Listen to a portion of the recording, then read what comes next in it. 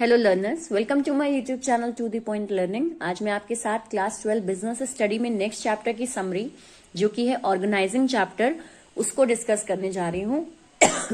ध्यान रखिए, इस वीडियो में मैं हर चैप्टर का समरी डिस्कस करती हूँ, तो चैप्टर जो है वो आपका थोड़ा लंबा हो जाता है, क्योंकि एक ही वीडियो में पूरा चैप्टर कवर करने की कोशिश करती हूँ। चैप्टर 12 से लेके चैप्टर 6 तक के वीडियोस ऑलरेडी मैं बना चुकी हूँ, और वो मेरी क्लास 12 बिजनेस स्टडी की प्लेलिस्ट में है। और साथ ही साथ इसी वीडियो के डिस्क्रिप्शन बॉक्स में भी आप देख सकते हैं, उसके लिंक में वहाँ चैप्टर के सारे लिंक हैं, तो आप पर्टिकुलर चैप्टर पे क्लिक करके उसका समरी देख सकते हैं। इस चैप्टर के समरी में मेनली मेरा डिस्कशन ये होता है कि चैप्टर जो है वो शॉर्ट से शॉर्ट फॉर्म में और इम्पोर्टेंट टॉपिक्स लेकर आपको समझाया जा सके, ताकि जो बोर्ड एग्जाम आ रहा है आपका बिजनेस स्टडी का, उसके लिए आपका एक रिवीजन हो सके। तो without wasting any time start करते हैं ऑर्गेनाइजिंग चैप्टर।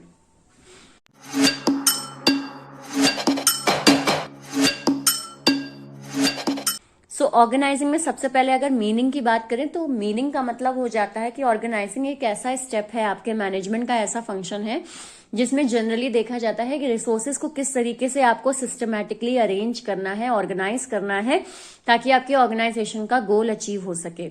यहाँ पे ऑर्गेनाइजिंग में मेनली ये ध्यान दिया जाता है कि अथॉरिटी रिलेशनशिप्स जो है वो ठीक से डिस्ट्रीब्यूट हों, साथ ही साथ डिपार्टमेंटलाइजेशंस और वर्किंग रिलेशनशिप, ये सारे वर्ड्स जो हैं ये इसकी डेफिनेशन में यूज होते हैं।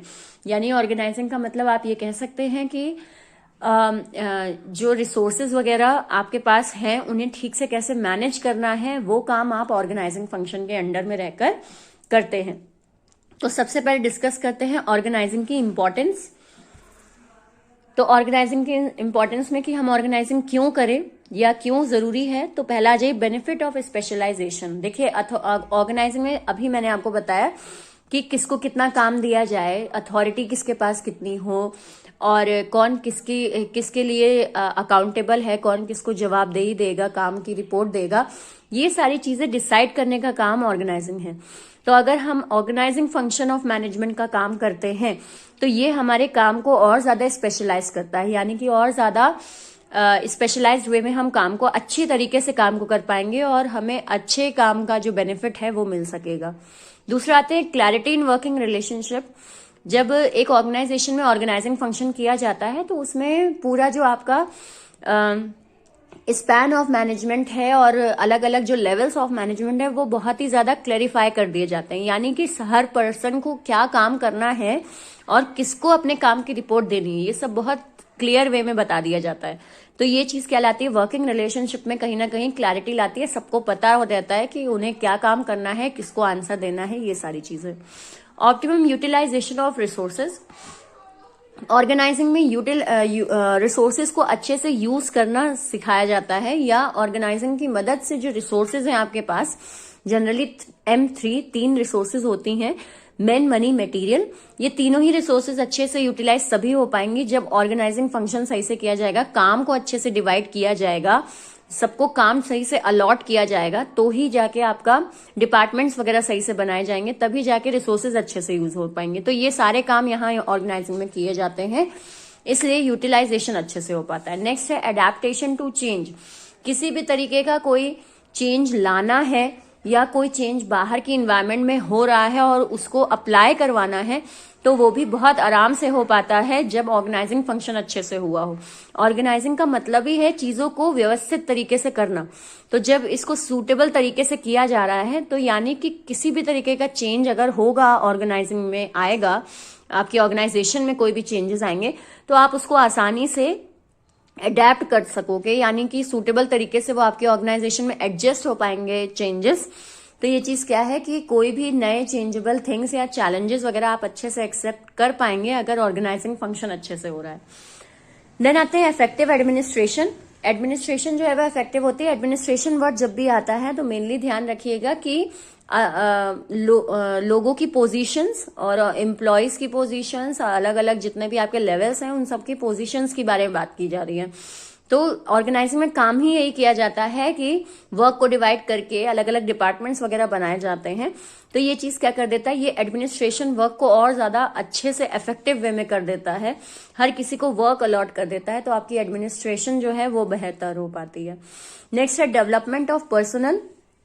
जो पर्सनल है आपके, यानी कि जो ह्यूमन रिसोर्स है आपके पास, वो और अच्छे से डेवलप हो पाती है। क्यों? क्योंकि आप लोगों की क्वालिफिकेशन के अकॉर्डिंग ऑर्गेनाइजिंग की मदद से लोगों में काम बांट पाते हैं।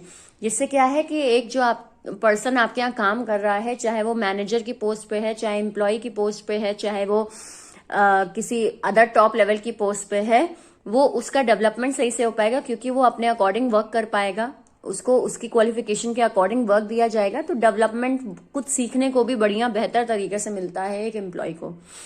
नेक्स्ट है expansion and growth. Organising function आगे चल के एक ऑर्गेनाइजेशन में एक्सपेंशन और ग्रोथ को मोटिवेट करता है। जब आपका काम बहुत ही ऑर्गेनाइज्ड वे में चल रहा है, सारी ड्यूटीज रिस्पॉन्सिबिलिटी सब बढ़िया से चल रही हैं, तो वो एक्चुअली ऑर्गेनाइजेशन को मदद करता है और ज्यादा एक्सपैंड होने में और साथ ही साथ ग्रोथ में। तो ये सारे हो गए आपके इंपॉर्टेंस ऑफ ऑर्गेनाइजिंग। नेक्स्ट हम बात करते हैं प्रोसेस ऑफ ऑर्गेनाइजिंग की। जिस तरीके से हर फंक्शन ऑफ मैनेजमेंट के प्रोसेस हैं, वैसे ही ऑर्गेनाइजिंग के भी प्रोसेस हैं। और अगेन वही बात कि आपको इन्हें लाइन वाइज ही याद करना है, प्रोसेस लाइन वाइज ही याद होने चाहिए, स्टेप बाय स्टेप। तो पहला आते हैं, जब हम ऑर्गेनाइजिंग फंक्शन परफॉर्म करते हैं तो फर्स्ट जो पहला स्टेप है वो क्या किया जाता है, identification and division of work. काम को अच्छे से आइडेंटिफाई करना, यानी क्या क्या आपकी ऑर्गेनाइजेशन में काम होना है, पहले उसे पहचानना, उसे आइडेंटिफाई करना, और फिर उस काम को अलग अलग कैटेगरीज में डिवाइड कर देना। तो वो चीज हो जाता है आपका डिवीजन ऑफ वर्क। देन इसके बाद किया जाता है नेक्स्ट स्टेप डिपार्टमेंटलाइजेशन। जब आपने काम को अलग अलग कैटेगरी में डिवाइड कर दिया तो उन्हीं कैटेगरीज को आप अलग अलग नाम दे देते हैं, जिसे कहा जाता है डिपार्टमेंटलाइजेशन, यानी डिपार्टमेंट्स बना देना या विभाग अलग अलग बना देना। जैसे अगर आपने सारे पैसे से रिलेटेड काम एक जगह इकट्ठा कर दिए हैं, आपने सारे जितने आपके मनी रिलेटेड जितने भी कॉन्सेप्ट्स हैं आपके बिजनेस में, वो सारे के सारे आपने एक जगह कर दिए, तो फिर उसे एक डिपार्टमेंट का नाम दे दिया आपने, फाइनेंस डिपार्टमेंट। अब मनी रिलेटेड जितनी भी चीजें हैं वो सारी की सारी वो फाइनेंस डिपार्टमेंट हैंडल करेगा या उसके अंडर में आएगा, उसकी पावर में आएगा। तो ये चीज क्या हो गई, डिपार्टमेंटलाइजेशन। नेक्स्ट आते हैं असाइनमेंट ऑफ ड्यूटीज। अब आपने डिपार्टमेंट तो बना दिया जिसमें आपने कह दिया कि मनी रिलेटेड काम होंगे और उस डिपार्टमेंट को हम फाइनेंस डिपार्टमेंट कहेंगे, लेकिन वहां काम करने के लिए लोग होने चाहिए आपके पास, आप अलग अलग लोगों से काम करवाएं। तो उस केस में आपको क्या करना पड़ेगा, नेक्स्ट स्टेप है असाइनमेंट ऑफ ड्यूटीज, यानी कि जो भी आपके वहां डिपार्टमेंट में जो भी काम है उसके रिगार्डिंग आपने क्या किया, लोगों को ड्यूटीज अलॉट कर दी, काम बांट दिया। तो ये चीज असाइनमेंट ऑफ ड्यूटीज। नेक्स्ट है एस्टैब्लिशिंग रिपोर्टिंग रिलेशनशिप। कोई भी काम केवल दे देना और उसे एक्सपेक्ट करना कि वो हो जाएगा, तो ये ऑर्गेनाइजिंग में या मैं कहूँ एक ऑर्गेनाइजेशन में ये काम थोड़ा मुश्किल है। तो उस केस में क्या किया जाता है कि केवल काम दिया नहीं जाता, असाइनमेंट ऑफ ड्यूटीज नहीं किया जाता, साथ ही साथ रिपोर्टिंग रिलेशनशिप भी डिसाइड कर दिया जाता है, यानी कौन किसको लौट कर अपने काम की रिपोर्ट देगा। यानी कहा जाए कि काम कंप्लीट हुआ या नहीं कंप्लीट हुआ, क्यों नहीं कंप्लीट हुआ, कितना टाइम लगना है, कितना काम बचा है, उस सब की रिपोर्ट देने के लिए भी पहले से ही पर्सन असाइन कर दिया जाता है कि काम जो है वो काम किस किस को रिपोर्ट किया जाएगा, यानी किस किस को उसका लौट कर एक फीडबैक दिया जाएगा कि काम कहाँ तक पहुंचा। तो ये चीज हो जाती है एस्टैब्लिशिंग रिपोर्टिंग रिलेशनशिप। अब अगर आप देखें कि ऑर्गेनाइजिंग का जो प्रोसेस है आपका, ये इसकी डेफिनेशन को भी दिखाता है। कहीं ना कहीं आपके ऑर्गेनाइजिंग की डेफिनेशन भी इसी से मिलती जुलती है कि काम को डिवाइड करना, डिपार्टमेंट फॉर्म करना, ड्यूटीज असाइन करना और फाइनली रिपोर्टिंग रिलेशनशिप एस्टैब्लिश कर देना, यही काम आपका क्या कहलाता है, ऑर्गेनाइजिंग। सो अगर एग्जाम में आपको प्रोसेस उतने अच्छे से नहीं याद है और डेफिनेशन आपको याद है टर्म्स की, तो उस केस में उन्हीं डेफिनेशंस में से टर्म्स उठाकर प्रोसेस भी आप बना सकते हैं। तो ये कई जगह इस तरीके से सेम है। सो ये हो गया आपका प्रोसेस ऑफ ऑर्गेनाइजिंग। अब प्रोसेस ऑफ ऑर्गेनाइजिंग के बाद आते हैं हम स्ट्रक्चर, ऑर्गेनाइजिंग स्ट्रक्चर पे। तो दो तरह के स्ट्रक्चर होते हैं एक ऑर्गेनाइजेशन में। पहला होता है फंक्शनल स्ट्रक्चर, दूसरा है डिविजनल स्ट्रक्चर। दोनों का ही मीनिंग क्लियर करते हैं पहले। फंक्शनल स्ट्रक्चर का मतलब होता है कि आपकी ऑर्गेनाइजेशन में जो भी काम हो रहा है या कहा जाए जो भी आउटपुट बन रहा है, उस आउटपुट के बेस पर आपने अलग अलग काम को डिवाइड कर दिया। ये चीज क्या हो गई? Functional structure. जैसे मेरी ऑर्गेनाइजेशन में सपोज पेन मैन्युफैक्चर हो रहा है। अब इस पेन मैन्युफैक्चर होने के लिए मैंने क्या किया, मैंने अलग अलग डिपार्टमेंट्स बना दिए। फाइनेंस डिपार्टमेंट है, मार्केटिंग डिपार्टमेंट है, सेल्स डिपार्टमेंट है, परचेज डिपार्टमेंट है। ठीक है, ये मैंने अलग अलग डिपार्टमेंट बना दिए। किसके बेस पर? पेन के बेस पर। यानी पेन है मेरा आउटपुट, वो आउटपुट सही से निकल सके इसके लिए अलग अलग डिपार्टमेंट्स बना दिए इस पेन मिल होने वाले काम के जरिए, फंक्शंस के जरिए। तो ये चीज क्या हो गई कि पेन को बनाने वाले जो फंक्शंस है उनके अलग अलग डिपार्टमेंट्स बना दिए गए। This is what functional structure. दूसरा आते हैं हम डिविजनल स्ट्रक्चर। क्या होता है? डिविजनल स्ट्रक्चर का मतलब है कि मेरा जो काम है, मेरा जो आउटपुट है वो कई डिविजन्स में डिवाइडेड है। यानी मैं केवल पेन नहीं बनाती हूं, सपोज मैं पेन भी बनाती हूं, साथ ही साथ मैं पेंसिल बॉक्स भी बनाती हूं, यानी बॉक्सेस वगैरह भी बनाती हूं। ठीक है, इसके अलावा आ जाए मेरे यहाँ नोटबुक भी बनती है। ठीक है, ये भी मैन्युफैक्चर होता है। 3 गुड्स हैं जो मेरे यहाँ मैन्युफैक्चर होते हैं। अब उस केस में क्या हो गया कि पेन के लिए मैंने अलग 4 डिपार्टमेंट बना दिए, जैसे यहाँ बनाया ही था, फाइनेंस, मैन्युफैक्चरिंग और सेल्स परचेज डिपार्टमेंट। इसी तरीके से बॉक्स के लिए भी अलग अलग डिपार्टमेंट बना दिए और नोटबुक के लिए भी अलग अलग डिपार्टमेंट बना दिए। तो इस स्ट्रक्चर को क्या कहते हैं? डिविजनल कहते हैं। तो ये पूरी एक ही ऑर्गेनाइजेशन, मेरी ऑर्गेनाइजेशन है। फॉर एग्जाम्पल मैंने इसे नाम दे दिया एबीसी ऑर्गेनाइजेशन। तो उस एबीसी ऑर्गेनाइजेशन के अंदर 3 प्रोडक्ट बन रहे हैं और तीनों के अलग अलग फंक्शन के बेस पर मैंने बिल्कुल सेपरेट कर दिया, डिवाइड कर दिया है अपने आउटपुट्स को। ये चीज क्या हो गई? Divisional structure. तो this is what functional and divisional. और ये बहुत इंपॉर्टेंट कॉन्सेप्ट्स हैं। आपके एग्जाम में एक केस स्टडी जरूर आती है फंक्शनल स्ट्रक्चर और डिविजनल स्ट्रक्चर पे, तो इस कॉन्सेप्ट को बहुत अच्छे से समझ लीजिएगा। तो अब आते हैं फंक्शनल स्ट्रक्चर के मेरिट और डीमेरिट पे। यानी अगर आपकी ऑर्गेनाइजेशन में फंक्शनल स्ट्रक्चर फॉलो हो रहा है, आप एक ही प्रोडक्ट, यूनी प्रोडक्ट, ये बहुत ज्यादा वर्ड यूज होता है इस तरह की केस स्टडी में, यूनी प्रोडक्ट, यानी एक ही तरीके का प्रोडक्ट आप बना रहे हैं या एक ही प्रकार का प्रोडक्ट आपके यहाँ बन रहा है, तो उस केस में उस स्ट्रक्चर को कहते हैं फंक्शनल स्ट्रक्चर। तो इसके फायदे आ जाते हैं। पहला, ऑक्यूपेशनल स्पेशलाइजेशन। आपको काम के बेस पर बहुत ज्यादा स्पेशलाइजेशन मिलेगी, क्योंकि आपके यहाँ एक ही प्रोडक्ट बन रहा है और उस एक प्रोडक्ट के भी हर एक काम को आपने अलग अलग बेस पर डिवाइड कर दिया है। तो काम के अगर हम कहें कि ऑक्यूपेशन के बेस पर जो आपके यहाँ काम हो रहा है उसमें बहुत ज्यादा स्पेशलाइजेशन आ जाएगी, अच्छे से वो काम होने लग जाएगा अगर फंक्शनल स्ट्रक्चर आपके यहाँ फॉलो होता है। डिपार्टमेंटल कोऑर्डिनेशन, ये जितने डिपार्टमेंट आपने बनाए हैं इस पेन को बनाने के लिए, ये डिपार्टमेंट्स जो हैं ये आपस में कोऑर्डिनेट होकर अच्छे से काम कर पाएंगे। क्योंकि जब आपको काम को अलग अलग डिवाइड करके लोगों को असाइन कर देंगे तो सबको पता रहेगा उन्हें क्या चीज मैनेज करनी है, कौन सा डिपार्टमेंट हैंड करना है और किस तरीके से काम करना है। तो बहुत ही क्लियर वे में आप सब कुछ डिवाइड कर देते हैं, तो कोऑर्डिनेशन इन डिपार्टमेंट्स के बीच अच्छा बनता है, जिससे प्रोडक्ट अच्छा बन पाता है। इकोनॉमिकल होता है, ज्यादा खर्चा नहीं होता इसमें फंक्शनल स्ट्रक्चर में। अगर मैं कंपेयर करूं डिविजनल स्ट्रक्चर के, तो यहाँ पे हर एक प्रोडक्ट बनाने में आपको क्या करना है, हर एक डिपार्टमेंट तय करना है, हर एक डिपार्टमेंट में लोगों को रखना है, आपके पास रिसोर्सेज ज्यादा होनी चाहिए, आपके पास लोग ज्यादा होने चाहिए और लोगों को रखने के लिए आपके पास पैसा ज्यादा होना चाहिए। लेकिन अगर आपके यहाँ फंक्शनल स्ट्रक्चर फॉलो हो रहा है तो उस केस में आपको केवल एक प्रोडक्ट के बेस पर डिपार्टमेंट डिवाइड करने हैं, तो ये थोड़ा कम खर्चे वाली चीज हो गई है, यानी कि कॉस्ट इफेक्टिव एक फंक्शनल स्ट्रक्चर मेथड होता है। नेक्स्ट आते हैं इफेक्टिव मैनेजरियल ट्रेनिंग।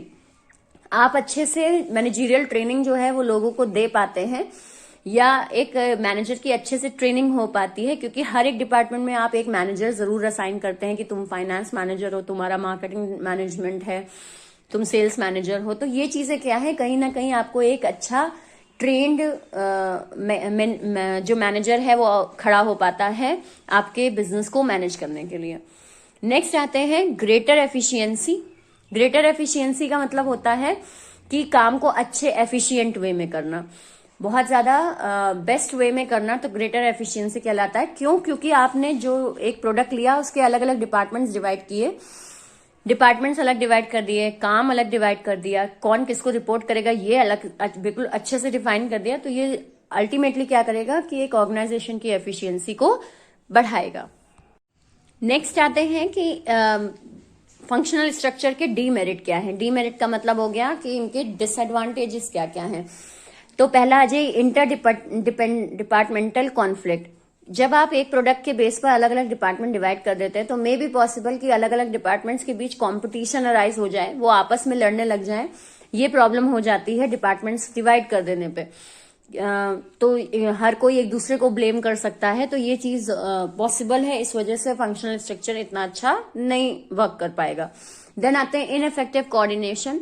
आप तो कोऑर्डिनेशन अच्छे से स्टैब्लिश करना चाहते हैं, इसलिए आपने फंक्शनल स्ट्रक्चर किया, लेकिन कई बार ये चीजें कोऑर्डिनेशन में दिक्कत भी करती हैं कि जितने भी डिपार्टमेंट्स हैं वो आपस में ठीक से कोऑर्डिनेट नहीं कर रहे हैं। इसकी वजह से असर क्या पड़ेगा कि आपका प्रोडक्ट अच्छा नहीं बन पाएगा, आउटपुट अच्छा नहीं निकल पाएगा।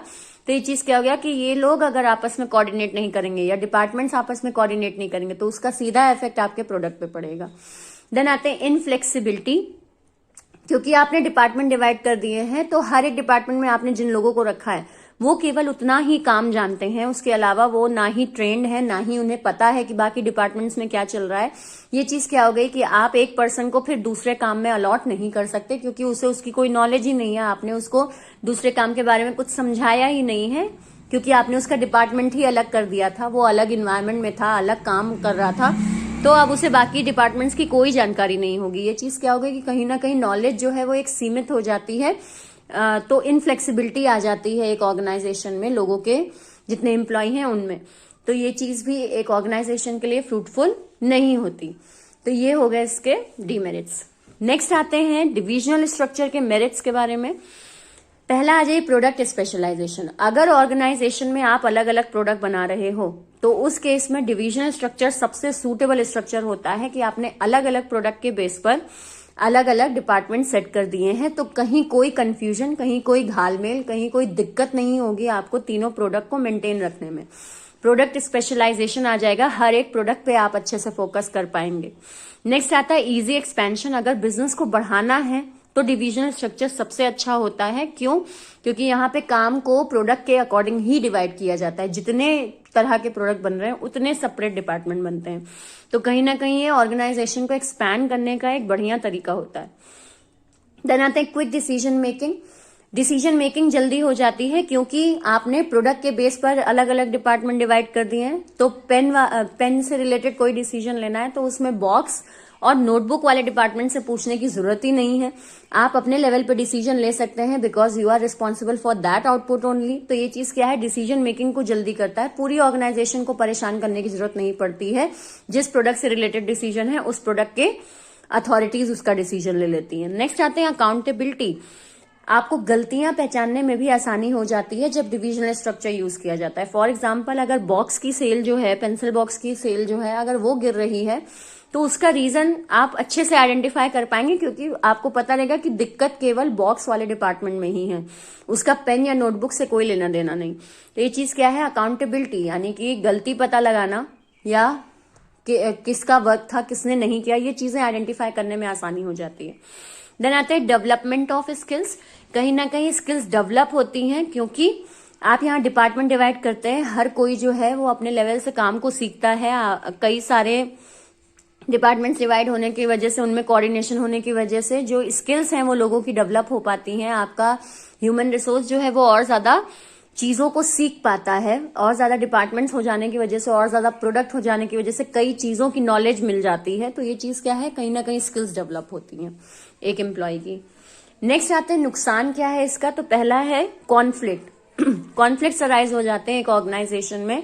डिपार्टमेंट्स अलग अलग हो जाने की वजह से कई बार इनके खुद के बीच कंपटीशन हो जाता है कि नोटबुक की डिमांड ज्यादा होनी चाहिए, बॉक्स की डिमांड क्यों डाउन जा रही है, और पेन की डिमांड क्यों एकदम से रुक गई। ये क्या हो गया कि ये जो तीन प्रोडक्ट हैं ये तीनों आपस में ही कॉन्फ्लिक्ट करना शुरू कर देते हैं। इनके बीच रेवेन्यू को लेके लड़ाई झगड़ा होने लग जाता है। तो कॉन्फ्लिक्ट अराइज होना बहुत पॉसिबल है इस तरह के प्रोडक्ट्स में, इस तरह की ऑर्गेनाइजेशन में। नेक्स्ट आते हैं इंक्रीज इन कॉस्ट। खर्चा बहुत होता है क्योंकि आपको हर प्रोडक्ट के बेस पे अलग अलग डिपार्टमेंट बनाना है, अलग अलग मैनेजर रखने हैं, अलग अलग एम्प्लॉय रखने हैं, रिसोर्सेज अलग होनी चाहिए, यानी कि पूरा एक अलग अलग ऑर्गेनाइजेशन ही खड़ी कर देनी होती है आपको प्रोडक्ट के बेस पे। तो ये तभी हो सकता है जब आपके पास अच्छा खासा पैसा हो। तो इसीलिए कहीं ना कहीं ये मेथड कॉस्ट को बढ़ाता है, खर्चे को बढ़ाता है। नेक्स्ट है ऑर्गेनाइजेशनल इंटरेस्ट इज इग्नोर्ड। कई बार केवल प्रोडक्ट पर फोकस करते करते ऑर्गेनाइजेशन का इंटरेस्ट, जो ऑर्गेनाइजेशन का मेन गोल है, वो कहीं ना कहीं जो ह्यूमन रिसोर्स होती है वो इग्नोर कर देती है। केवल प्रोडक्ट के बेनिफिट के बारे में सोचना या केवल प्रोडक्ट के फायदे के बारे में सोचना और ऑर्गेनाइजेशन का गोल क्या चल रहा है, उससे कई बार क्लैशेस अराइज हो जाते हैं कि दोनों में कोऑर्डिनेशन नहीं रह जाता। तो ये भी प्रॉब्लम्स अराइज हो जाती हैं। तो ये चीज क्या हो गया आपका डिविजनल स्ट्रक्चर। सो इसके बाद अब हम आते हैं फॉर्मल और इनफॉर्मल ऑर्गेनाइजेशन के बारे में कि ये क्या होता है। ध्यान दीजिएगा, ऑर्गेनाइजिंग चैप्टर में बहुत सारे कॉन्सेप्ट हैं। कॉन्सेप्ट से मेरा मतलब है बहुत सारी छोटी छोटी डेफिनेशंस हैं जो आपको पता होनी चाहिए, क्योंकि कई बार केस स्टडी में लास्ट में पूछ लेता है कि कौन सा कॉन्सेप्ट है यहाँ पे मैनेजमेंट का। तो अब कॉन्सेप्ट ऑफ मैनेजमेंट तो बहुत सारे हैं और मेनली आपके कॉन्सेप्ट जो है वो ऑर्गेनाइजिंग चैप्टर में सबसे ज्यादा हैं। और हाँ, एक चीज और ध्यान दीजिएगा, एग्जाम में कंफ्यूज नहीं होइएगा। कॉन्सेप्ट ऑफ मैनेजमेंट कहा है तो कॉन्सेप्ट कुछ भी हो सकता है। फॉर्मल है, फंक्शनल स्ट्रक्चर है, या फिर हमने पढ़ा था अभी रिक्रूटमेंट है, कुछ भी कॉन्सेप्ट हो सकता है। लेकिन अगर फंक्शंस ऑफ मैनेजमेंट पूछ रहा है तो वो जो 5 फंक्शन है आपके, planning, organising, staffing, directing, controlling, इनमें से ही कोई आंसर होगा, इसके अलावा नहीं। तो वो फंक्शन है और ये सारे क्या कहलाते हैं, ये सब कॉन्सेप्ट्स कहलाते हैं। तो इनमें बिल्कुल कंफ्यूज नहीं होगा। क्वेश्चन बहुत ध्यान से पढ़िएगा कि क्या पूछ रहा है। तो ऑर्गेनाइजिंग में आते हैं, फॉर्मल और इनफॉर्मल ऑर्गेनाइजेशंस होती हैं। पहले हम देखते हैं फॉर्मल क्या होती है। फॉर्मल ऑर्गेनाइजेशन का मतलब होता है कि एक ऑर्गेनाइजेशन में जब आप इंटरैक्ट करते हैं या एक ऑर्गेनाइजेशन में आप वर्क कर रहे हैं तो काम के अकॉर्डिंग, आपकी रिस्पॉन्सिबिलिटीज के अकॉर्डिंग, आपकी जॉब प्रोफाइल पोजीशन के अकॉर्डिंग जो स्ट्रक्चर बनता है उसे हम कहते हैं फॉर्मल ऑर्गेनाइजेशन। जनरली अगर आप मैनेजर की पोस्ट पे हैं तो जितने भी मैनेजर के अलग अलग डिपार्टमेंट में जो भी मैनेजर्स होंगे उनके बीच आपका कोऑर्डिनेशन ज्यादा अच्छा होगा, उनके बीच आपकी इंटरेक्शन ज्यादा होंगी, उनसे आप बातें ज्यादा करेंगे, उनसे आपके डिस्कशन ज्यादा होंगे। क्यों? क्योंकि आप सब मैनेजर पोस्ट पे हैं। ठीक, तो ये चीज क्या हो गई, फॉर्मल ऑर्गेनाइजेशन हो गई। तो इसमें आते हैं फीचर्स क्या क्या होते हैं। पहला, स्पेसिफाइज रिलेशनशिप अमंग पोजीशन, अलग अलग पोजीशंस के बीच आपका रिलेशनशिप स्पेशलाइज हो जाता है। फॉर्मल ऑर्गेनाइजेशन या फॉर्मल स्ट्रक्चर कहूं तो उसका मतलब भी यही है कि top level, middle level, lower level, ये लोग कौन कौन हैं, इन पर क्या कौन कौन लोग वर्क करेंगे, इनके पोजीशंस क्या हैं, ये सब डिसाइड करना फॉर्मल स्ट्रक्चर का ही पार्ट है। तो ये चीज क्या शो करती है कि आप रिलेशनशिप अच्छे से स्टैब्लिश कर पाते हो, कौन किसके अंडर में है, कौन किसको रिपोर्ट करेगा, किसको कितना काम करना है, किसकी क्या पोजीशन है, किसकी क्या अथॉरिटी है, ये सब बहुत क्लियरली डिफाइन हो जाता है। नेक्स्ट आता है laws, rules and procedure. Generally formal structure की जब बात होती है तो यहाँ पे रूल्स और प्रोसीजर के अकॉर्डिंग काम होता है, यानी कोई भी काम अपने मन से ऐसे ही कर रहे हैं ऐसा नहीं होता, आपको हर चीज के लिए रूल्स और प्रोसीजर को फॉलो करना होता है। देन डेलिबरेटली डिजाइन, ये जो स्ट्रक्चर होता है इसे इंटेंशनली डिजाइन किया जाता है कि ये इसका हेड है, तुम इसके सुपरवाइजर हो, तुम इसके सुपीरियर हो, ये तुम्हारा एम्प्लॉयर है। इस तरह के जो रिलेशंस होते हैं वो इंटेंशनली डिजाइन किए जाते हैं, ऑटोमेटिकली नहीं बन जाते। तो बहुत क्लियर वे में जितने भी आपके पोजीशंस होती हैं वो डिफाइन की जाती हैं यहाँ पे। नेक्स्ट आते हैं emphasis on work to be perform. Main ध्यान दिया जाता है कि अल्टीमेटली गोल क्या है स्ट्रक्चर बनाने का।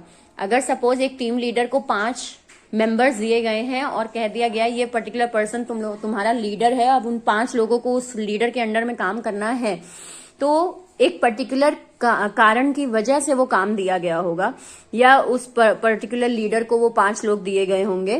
तो ये चीज क्या है, यहाँ पे जनरली कोई भी काम होता है तो वो किसी ना किसी टास्क को पूरा करने के लिए ही किया जाता है। तो ये चीज क्या होगी, emphasis on work to be done, काम पर ज्यादा ध्यान दिया जाता है। नेक्स्ट आते हैं efforts are interlinked and coordinated. बिल्कुल, जब इस तरीके का स्ट्रक्चर, फॉर्मल स्ट्रक्चर बनाया जाता है तो यहाँ पे ध्यान दिया जाता है कि जो वर्क है वो कोऑर्डिनेट हो सके, आपस में इंटरलिंक होता है इनका। सपोज टॉप मैनेजमेंट ने अच्छे से काम किया, उन्होंने सबको अच्छे से डिपार्टमेंट्स दे दिए, लेकिन जो मैनेजर्स हैं वो लेबर्स के साथ कोऑर्डिनेट नहीं कर रहे।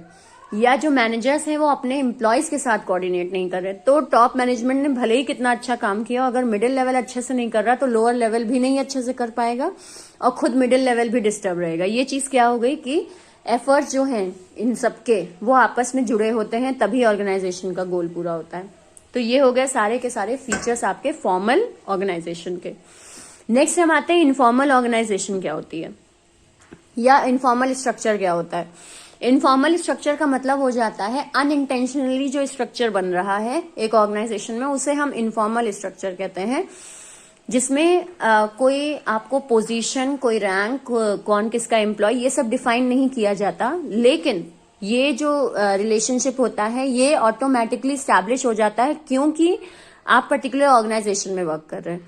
अब इसको ऐसे समझिए कि अगर एक मैन्युफैक्चरिंग डिपार्टमेंट में एक मैनेजर है तो वो मैनेजर वहां क्या क्या काम हो रहा है, लोग कितने हैं, उनका बिहेवियर कैसा है और वर्कर्स क्या चाह रहे हैं या क्या प्रॉब्लम अराइज हो रही है, काम करने की टेंडेंसी क्या है वर्कर्स की, ये सब कुछ ऑटोमेटिकली ही पता चल जाता है। बल्कि मैनेजर का ये सब काम नहीं है, वो तो केवल काम करवाना है उसे, लेकिन फिर भी उसे इन सब चीजों का आइडिया धीरे धीरे हो जाता है। ये चीज क्या हो गई, इनफॉर्मल ऑर्गेनाइजेशन।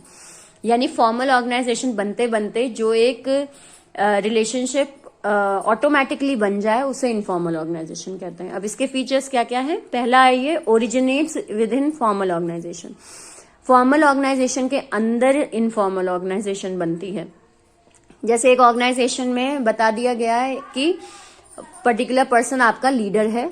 अब वो लीडर तो है, लेकिन बाद में आप उससे बाकी चीजें भी डिस्कस कर रहे हो, थोड़ा हालचाल भी पूछ रहे हो, अपना हालचाल भी बता रहे हो। ये चीज क्या हो गई, ये इनफॉर्मल हो गया।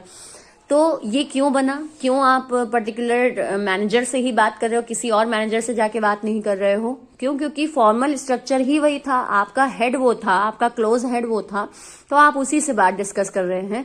तो ये चीज क्या है, फॉर्मल ऑर्गेनाइजेशन की वजह से इनफॉर्मल स्ट्रक्चर अराइज होता है। नेक्स्ट आते हैं no specific direction of flow of communication. यहाँ जनरली कम्युनिकेशन का कोई फ्लो नहीं होता, कोई किसी से भी बात कर सकता है, कोई किसी से भी इंटरेक्ट कर सकता है। ये चीज क्या है कि डायरेक्शन नहीं डिसाइड होता जैसे यहाँ होता है। जैसे यहाँ पे क्या है कि टॉप लेवल मैनेजमेंट से मिडिल लेवल से ही कॉन्टैक्ट करेगी और मिडिल हमेशा लोअर से ही करेगी, लोअर कभी डायरेक्टली टॉप मैनेजमेंट से बात नहीं करेगी। ये चीज क्या कहलाती है, फॉर्मल कम्युनिकेशन कहलाती है। लेकिन इनफॉर्मल में ऐसा नहीं है। इनफॉर्मल ऐसे समझ लीजिए कि कोई गेट टुगेदर हुआ या कहीं किसी फंक्शन में एक लोअर लेवल का सुपरवाइजर टॉप लेवल के किसी पर्सन से मिला तो उसने हालचाल डिस्कस किया। ये चीज क्या हो गई, इनफॉर्मल हो गई। कोई डायरेक्शन वहां फॉलो नहीं होगा। नेक्स्ट आते हैं group norms. Group norms follow करने होंगे, यानी कि ग्रुप में आपस में मिलके जैसे बात होती है एक नॉर्मल वे में, वैसे यहाँ पे फॉलो किया जाता है। कोई स्ट्रिक्ट रूल्स रेगुलेशन नहीं होते। स्पॉन्टेनियस एंड फ्लूइड, यानी बहुत तेजी से ये स्ट्रक्चर बढ़ता है, बहुत तेजी से ये कम्युनिकेशन बढ़ता है और एकदम से बढ़ता है। ठीक है, किसी से बहुत अच्छी बॉन्डिंग चल रही है तो आपकी उससे बहुत अच्छे से बात हो जाएगी एक ऑर्गेनाइजेशन में। बाकियों से नहीं अच्छी बन रही तो आप अच्छे से उनसे बात नहीं करेंगे, आप उन्हें अवॉइड करेंगे। ये चीज क्या है, स्पॉन्टेनियस है, प्री डिसाइडेड नहीं होता ये कम्युनिकेशन। नेक्स्ट आते हैं कॉम्प्लेक्स नेटवर्क और सोशल नेटवर्क। काफी कॉम्प्लेक्स नेटवर्क होता है क्योंकि ये जनरली बेस करता है सोशल नेटवर्क पे। आप सोशली किससे क्या क्या बात कर रहे हैं उस बेस पर डिसाइड होता है, ना कि आपकी रैंक और डिजिग्नेशन के बेस पर डिसाइड होता है। तो इसलिए कॉम्प्लेक्स नेटवर्क होता है, कोई डायरेक्शन नहीं स्पेसिफाई होता है। So this is what informal organisation या इनफॉर्मल स्ट्रक्चर। नेक्स्ट हम आते हैं एलिमेंट्स ऑफ ऑर्गेनाइजिंग पे। ऑर्गेनाइजिंग के या ऑर्गेनाइजिंग में डेलीगेशन के फंक्शंस। अब डेलीगेशन का मतलब क्या हो जाता है, डेलीगेशन का मतलब होता है एक ऑर्गेनाइजेशन में पर्सन जो लोग वर्क कर रहे हैं, तो पूरी ऑर्गेनाइजेशन में क्या क्या अथॉरिटी होंगी लोगों की, क्या क्या रिस्पॉन्सिबिलिटी होंगी लोगों की और क्या क्या अकाउंटेबिलिटी होंगी लोगों की, वो किसको अकाउंटेबल होंगे, जवाबदेही क्या क्या होगी किसकी, ये डिसाइड करना क्या कहलाता है, डेलीगेशन। पूरी ऑर्गेनाइजेशन में अगर अथॉरिटी, रिस्पॉन्सिबिलिटी और अकाउंटेबिलिटी डिस्ट्रीब्यूट की जा रही है तो उसे डेलीगेशन कहा जाता है। ठीक, यही इनके एलिमेंट्स भी हैं। अथॉरिटी का मतलब होता है power to take decision, decision लेने की कोई पावर दी जा रही है तो उसे अथॉरिटी कहा जाता है। रिस्पॉन्सिबिलिटी का मतलब होता है काम को कंप्लीट करने की एक अकॉम्प्लिशमेंट जो होती है, जो जिम्मेदारी होती है, उसे रिस्पॉन्सिबिलिटी कहा जाता है। और अकाउंटेबिलिटी का मतलब है कि काम पूरा करने के बाद आप किसको रिपोर्ट करेंगे उस काम के बारे में, तो वो अकाउंटेबिलिटी कहलाता है। ये तीनों होते हैं एलिमेंट्स ऑफ डेलीगेशन, और डेलीगेशन की मीनिंग में भी यही 3 चीजें आती हैं। डेलीगेशन का मीनिंग क्या हो जाता है, पूरी ऑर्गेनाइजेशन में अथॉरिटी, रिस्पॉन्सिबिलिटी और अकाउंटेबिलिटी का डिस्ट्रीब्यूट होना डेलीगेशन कहलाता है। ये इंपॉर्टेंट क्यों होता है? पहला आते हैं इफेक्टिव मैनेजमेंट। अगर डेलीगेशन होगा तो मैनेजमेंट इफेक्टिव होगी, क्योंकि ये तीनों काम ही कहीं ना कहीं काम को बहुत अच्छे से डिवाइड कर देते हैं, मैनेजमेंट को बहुत क्लेरिफाई कर देते हैं, इसलिए।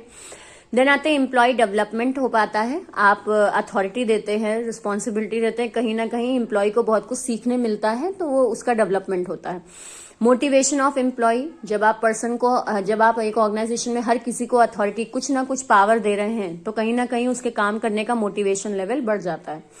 फैसिलिटेट्स ग्रोथ, पूरी ऑर्गेनाइजेशन में जब ये काम हो रहा है तो ऑर्गेनाइजेशन में कहीं ना कहीं ये देखा जाता है कि ग्रो कर रही है ऑर्गेनाइजेशन, इसीलिए सारी ऑर्गेनाइजेशन में हर लेवल पे अथॉरिटी, रिस्पॉन्सिबिलिटी डिस्ट्रीब्यूट की गई है। देन आते हैं बेसिस ऑफ मैनेजमेंट हायरार्की। अगर देखा जाए तो मैनेजमेंट हायरार्की भी, हायरार्की का मतलब हो जाता है levels of management, top level, middle level, lower level, ये हायरार्की होती है। तो ये हायरार्की भी फॉर्म होती है इसी डेलीगेशन की मदद से। जब आप अथॉरिटी, रिस्पॉन्सिबिलिटी डिवाइड करते हैं तो आप उसमें ये भी डिसाइड कर देते हैं कौन किसके अंडर में वर्क कर रहा है, तो कहीं ना कहीं हायरार्की मेंटेन होती है। देन आते हैं बेटर कोऑर्डिनेशन। कोऑर्डिनेशन अच्छे से डिवाइड हो पाता है, क्योंकि किसको कितनी पावर दी गई है, किसके पास कितना काम है, और कौन किसको रिपोर्ट करेगा काम की, ये सब क्लेरिफाई वे में होता है, तो कोऑर्डिनेशन स्टैब्लिश हो पाता है। देन आते हैं इसी से जुड़ा हुआ एक और टर्म है डिसेंट्रलाइजेशन। डिसेंट्रलाइजेशन का मतलब हो जाता है काम को डिवाइड करना अकॉर्डिंग एक पर्टिकुलर लेवल पे केवल, ठीक है, उसे हम डिसेंट्रलाइजेशन कहते हैं। ठीक, जैसे कि एक ऑर्गेनाइजेशन में केवल मिडिल लेवल मैनेजमेंट में ये किया गया कि लोगों को अथॉरिटी, रिस्पॉन्सिबिलिटी और अकाउंटेबिलिटी दी गई, ये चीज क्या हो गया, डिसेंट्रलाइजेशन कहलाता है। अथॉरिटी को आपने डिस्ट्रीब्यूट कर दिया, लेकिन केवल एक लेवल पे किया, तो ये चीज क्या हो गई, decentralisation. Okay, sorry, I am confuse. Decentralisation का मतलब हो जाता है कि पूरी ऑर्गेनाइजेशन में अथॉरिटी, रिस्पॉन्सिबिलिटी, अकाउंटेबिलिटी डिस्ट्रीब्यूट करना, और डेलीगेशन का मतलब हो जाता है केवल एक लेवल पे ये काम करना, ठीक है, केवल टॉप लेवल पे ये तीनों चीजें डिस्ट्रीब्यूट हो रही हैं, उसे हम डेलीगेशन कहते हैं। और पूरी ऑर्गेनाइजेशन में आप यही काम कर रहे हो, ये तीनों वर्क कर रहे हैं, अथॉरिटी डिस्ट्रीब्यूट करें कि हर किसी को थोड़ा थोड़ा डिसीजन लेने की ताकत दी जाए, तो वो चीज कहलाता है decentralisation.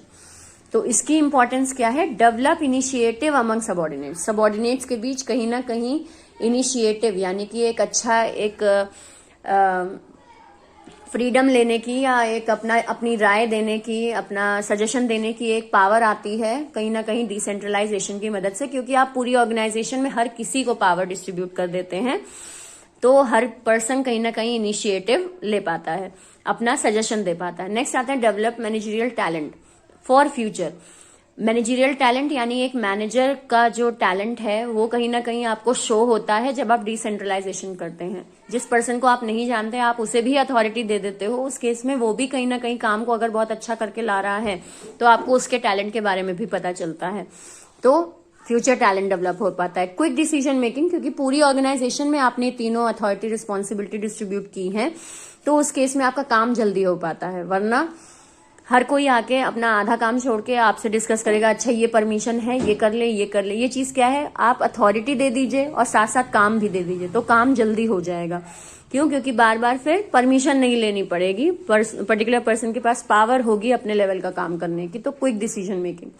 Relief to top management, कहीं ना कहीं डिसेंट्रलाइजेशन कर देने से टॉप मैनेजमेंट का टेंशन या टॉप मैनेजमेंट का काम थोड़ा कम हो जाता है, क्योंकि उसने अथॉरिटी सबको डिस्ट्रीब्यूट कर ली, अब सब अपने अकॉर्डिंग काम कर लेंगे। तो ये चीज क्या है, टॉप मैनेजमेंट फिर जरूरी चीजों पे ज्यादा ध्यान दे सकता है। फैसिलिटेट्स ग्रोथ, ग्रोथ होती है ऑर्गेनाइजेशन की डिसेंट्रलाइजेशन से, क्योंकि कहीं ना कहीं एक ऑर्गेनाइजेशन में अथॉरिटी डिस्ट्रीब्यूट करने पर हेल्प होती है कि आप आगे और ग्रोथ वाली अपॉर्चुनिटी पर फोकस कर सकें, तो ग्रोथ को बढ़ाने का काम करता है। बेटर कंट्रोल, अच्छे से कंट्रोल कर पाते हैं, क्योंकि आप हर लेवल पर अथॉरिटी डिस्ट्रीब्यूट करते हो, हर लेवल पर काम डिस्ट्रीब्यूट करते हो, तो ये कहीं ना कहीं आपकी ऑर्गेनाइजेशन को अच्छे से कंट्रोल कर पाता है। आप ने किसी को अथॉरिटी दी है, किसी को रिस्पॉन्सिबिलिटी दी है, तो आप आगे चल के कहीं कुछ गलती होती है तो आप पर्टिकुलर डिपार्टमेंट को उसके लिए ब्लेम भी कर सकते हैं कि तुम्हें ये काम दिया गया था और ये गलत हुआ।